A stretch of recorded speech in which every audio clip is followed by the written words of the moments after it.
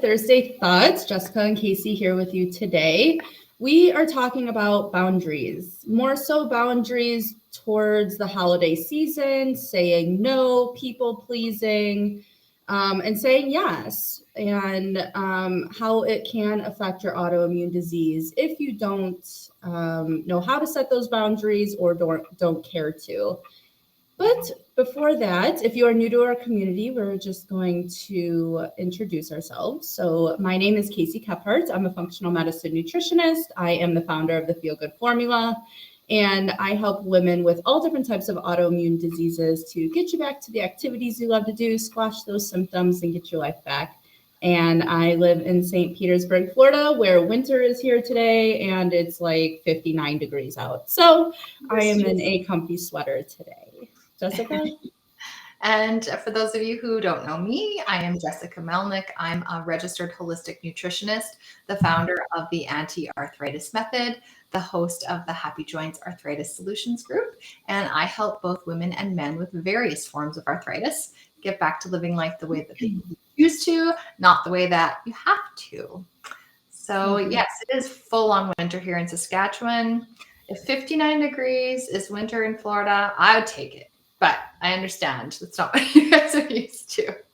At least the sun is shining, though. Yesterday there was no sun. It was cold, and I'm like, nope, I'm sitting on the couch. I am just going to dwell in my winter blues right now, and I did. Yeah, we had like a full-on blizzard yesterday afternoon, and it's sunny though today. It's sunny today, which we haven't seen the sun in days here, which, oh my goodness, it just gets to me after a while, but it's nice and sunny today. It's very cold and windy though. So my cat gets very confused because he's sitting in the window in a sunbeam and he thinks it's nice out, and then he yells at me to let him outside, but it's way too cold for him. So then I'll take him to the back and I'll crack open the door a little bit, and then the wind comes whistling in, and then he runs away, and then he realizes, oh, okay, I've been fooled. So it's cold. My poor kitty. He just wants to go inside so badly. Oh, Rocky. Yeah. Well, I mean, maybe Rocky needs to set a boundary then on when he needs to go outside and when he doesn't. Boundaries, Rocky. Boundaries. There's a certain temperature that I use where it's like safe to let him outside in his little catio in the winter, and when it's definitely not. So, yes, little catio. My sweet father built him this beautiful catio that he has outside, so he can enjoy the outdoors in the safety of his little outdoor cat house. Oh, gosh, I love that. My cats would love that too. So back to boundaries, not for cats, but for people with autoimmune diseases. Yeah.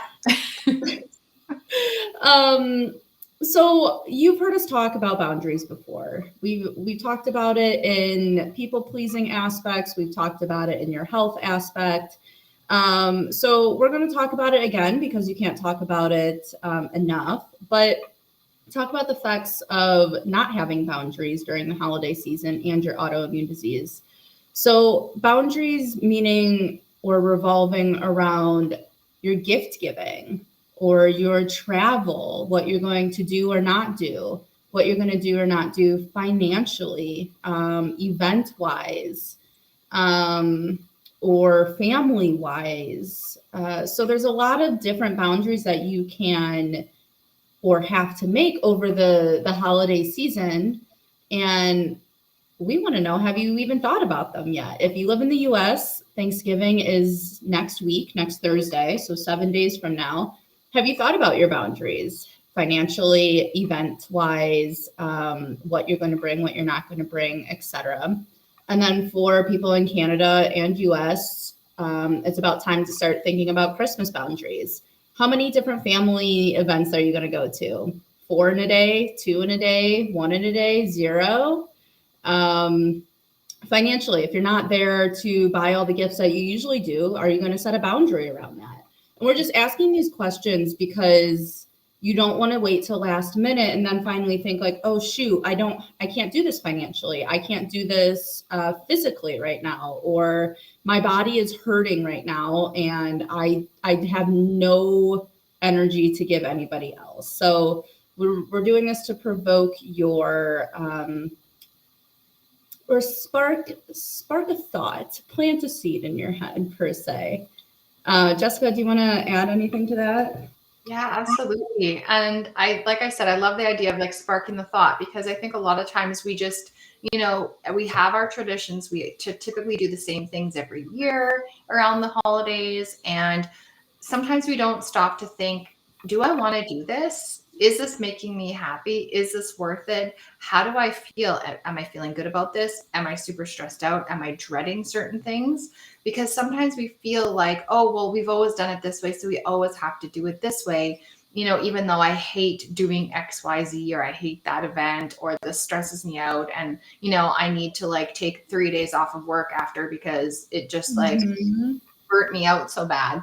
So I think it's really important to explore some of the things and some of the ways that we celebrate the holidays or spend the holidays, and modify those and set some boundaries around that. I know, just an example from my family, Christmas, we for years, we were buying gifts for everybody. Everyone was buying gifts for everyone. And it was just eventually, we had a real talk with our family. We're just like, this is really financially a bit of a strain for everybody.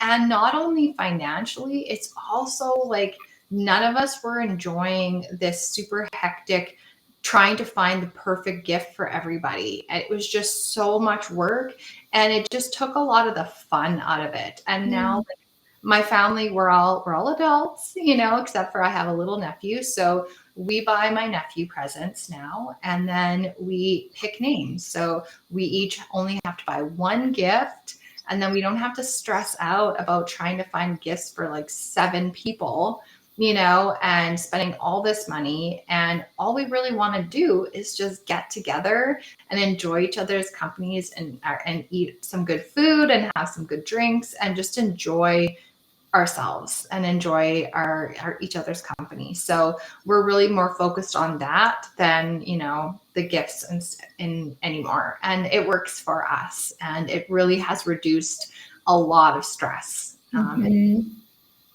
love that.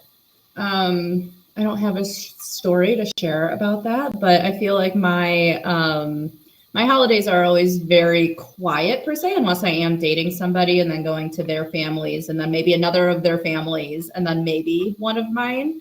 And that was always super dreadful. And if that's your case as well, a boundary you could make around that is just talking to your partner, and seeing, one, is there a way we can cut down on the stress with this? Is there a way where maybe you don't have to go if you don't want to go, or maybe you can find in the next week to go visit one of those families instead of doing it all in one day. So there's always a compromise, and there's always a workaround towards what you're feeling and what your gut is telling you to do. But don't just say yes because you feel obligated or because you feel like that's what you should do. That's why we're talking about this, because listening to your own body on what you should do, or what your body is telling you should do, is there's a difference there.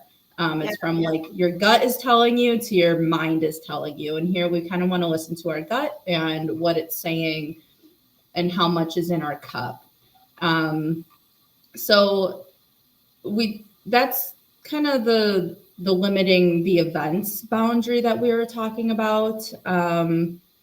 You can also limit the amount of time spent at these events. That's another boundary you can make. A lot of people, I know I dated a guy in the past, and his view on events lasted till 2 a.m. This was his normal for events, was to stay there till the last person left. That was not my normal. That has never been my normal. I leave, I'm probably the first or the second person to leave, and that's just always been my style. So eventually there needed to be a talk once I realized this, that we need to find a compromise, because my boundary is not at 2 a.m. I don't have that energy in my cup, nor will I ever, even if I didn't have an autoimmune disease. So you don't need to stay the whole time. You can be that first person. And I think I said this last time too, in that a lot of people are just waiting for that first person to leave. So you are going to be that trendsetter. You are going to be the favorite person to some of those people at that party, because once they see you leave, the other party's going to be like, oh yeah, we're going to go too. We'll walk you out, blah, blah, blah. So it is more than likely, it is never a bad idea to leave first because you will be popular.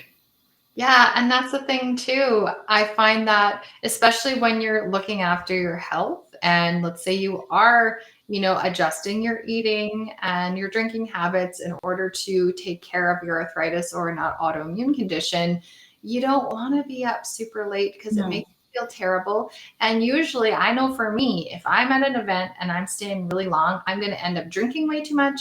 And then when I drink too much, I'm going to end up eating a whole bunch of stuff that's going to make me feel extra, extra awful the next day. So I like to also leave at a time that works for me so I can still get a good sleep and that I don't regret the event the next day because I feel so awful and I can't do anything else the next day because I just need to lay in bed. So I think it's just that whole mentality of looking at what we typically do and being open to seeing how can I do this differently so that I actually do enjoy it. And if it's something I really don't want to do, it's okay to say no. And I think that especially women have such a hard time saying no to events because we're so worried that someone's going to be upset with us or other people are counting on us to be there. And I think it comes down to we have to realize that we are not responsible for other people's feelings. I'm not saying, don't drop your kids off down the street and don't take care of your kids, because you don't feel like it. I'm just saying, don't do some of the events that you don't really enjoy and things that stress you out. Rethink what you have to do. Because I feel like we tell ourselves so often, we have to do this, we have to do that. We don't want to let this person down. We don't want to hurt this person's feelings.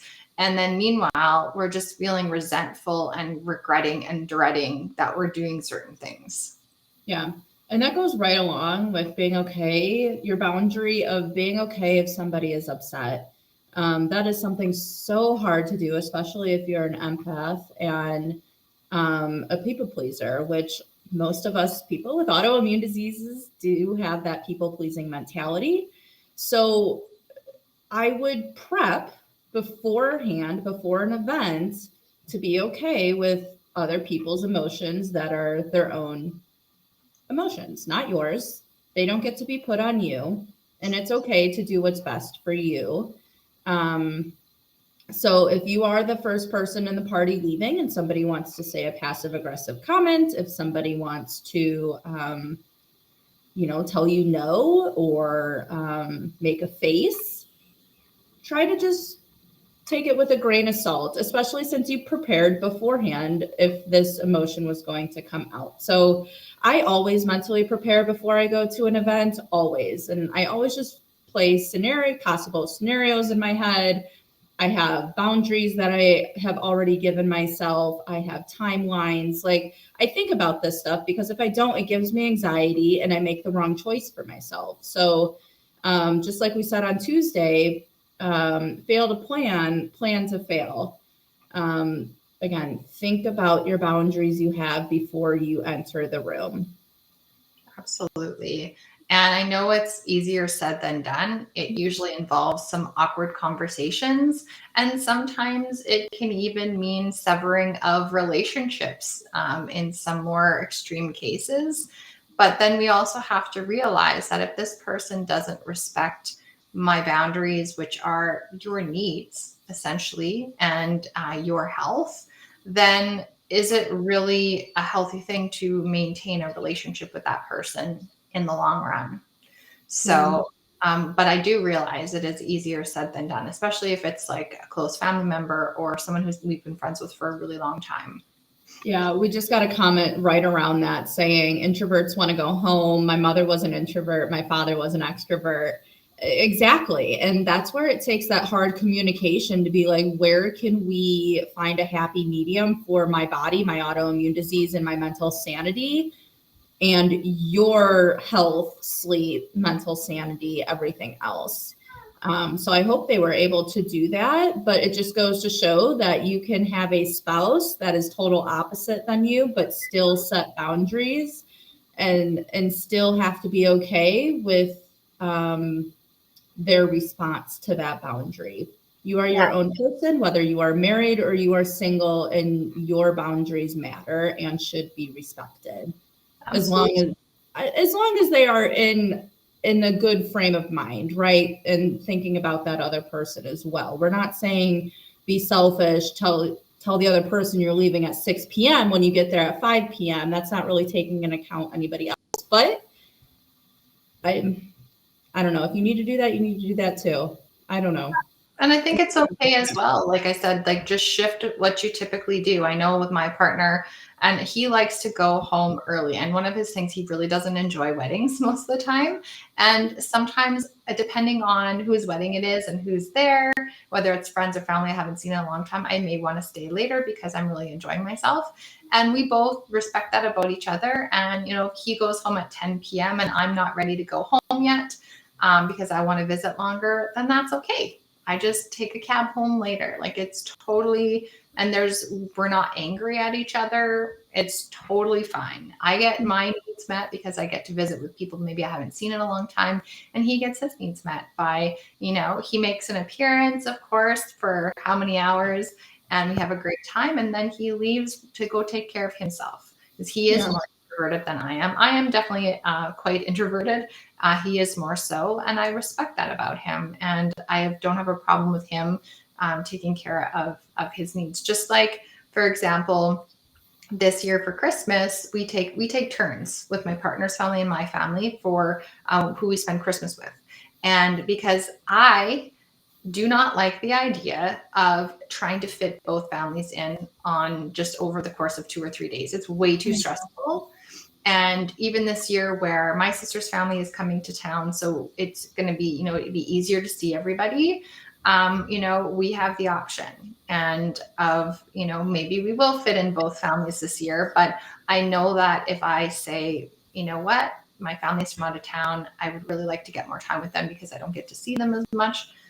That's going to be totally fine too. So I think it's just having that open communication and respecting each other's needs. And I think that goes for any relationship, whether it's a friendship or other family relationship, is to respect each other's needs. Yes, compromise sometimes, but not to the point that you're compromising your health and your well-being. Yeah, I like that. And I like what you said too, that you just got a cab home or an Uber, especially if you take one car. And that's a lot of people's hesitation on setting boundaries, is because you do take that one car, you come together, so you have to leave together.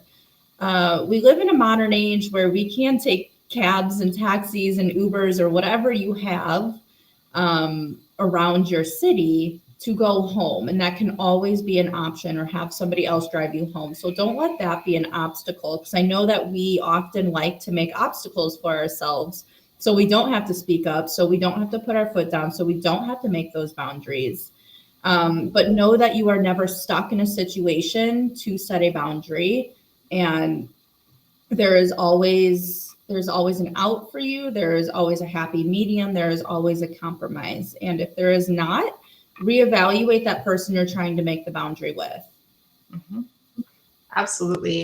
And I know that we're kind of getting to time as well. And we want to kind of, I think, bring it home and wrap it up a little bit, because I know we're really talking about the events thing as a really strong example, because it comes up so much during the holidays. But boundaries are for all year round. It's not just for stressful times of the year, it's for all year round. And we need to honor our boundaries and set boundaries in order to take care of our physical and mental health, especially if we're dealing with arthritis or an autoimmune condition. It's really hard to have physical health in our body if we have a lot of stress and turmoil going on in the rest of our lives. So I think we're going to give some examples of what some healthy boundary setting looks like. I know, Casey, you have a good example of, giving too much and what that looks like. I feel like we were just going over the examples, right? Like we gave a lot of examples already. Oh, my alarm's going off. I don't remember what my example was of giving too much. I don't remember. We did this last year. I don't remember. But yeah, I think, the big thing we've been talking about is just, saying no or modifying your plans. And recognizing when there's people who aren't respecting our boundaries and reevaluating that relationship. And I think a really huge one that I always bring up, because like I said before, it's not easy to set these boundaries. It can be really awkward and difficult and painful, is that recognizing that other people's feelings aren't your fault.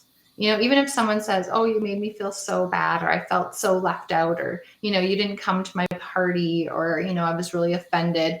We have to recognize that people choose to feel a certain way about what we do or we don't do, and vice versa. And we are not responsible for that. We are responsible for looking after ourselves, because if we don't look after ourselves, we can't look after anybody else. So just to think about that.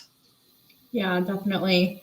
And wrapping it all up into how this affects your autoimmune disease, if you don't set boundaries and you do too much that your body is capable of, you get sicker, you have more flare-ups, you have more stress, you eat worse foods to cope. Your immune system goes down and we get off track. So setting boundaries seems like it wouldn't be connected to your autoimmune disease, but physically and mentally and emotionally, it 100% is, especially during the holidays when there are so many more temptations for food off your eating plan, and for stress to ramp up and anxiety to ramp up as well, because of people you haven't seen in a while, people you're dreading to see, just a lot of commotion and stress increase. So just know that your stress and anxiety more than likely will increase this holiday season, which increases the percentage of flare-ups in your autoimmune disease. So you'll want to stay on track, just a little more stricter, be more cognizant of that, set more boundaries so we can lessen the stress and anxiety in the food. And make sure you're taking care of yourself and doing that self-care that you need, and listen to your body. Absolutely. So hope that was some good food for thought. Hope that sparked some ideas of things that maybe you guys can do to modify your life to make your holiday season a lot more enjoyable, because really, isn't that what it's all about? Enjoying. I know for me, I look forward to this time of year because it's dark and cold here a lot of the time, and I would like to have some fun. So, and that doesn't involve doing a bunch of stuff I don't want to do. Oh, that's so true, right? You're right. It is supposed to be fun this year around. So why do things that you don't want to do 100% of the time? Yeah, absolutely. Yeah. All right. We will be back next Tuesday. Everybody have a good weekend ahead. Hope it is semi-warm there with sunshine, and we'll talk next week. Take care, guys.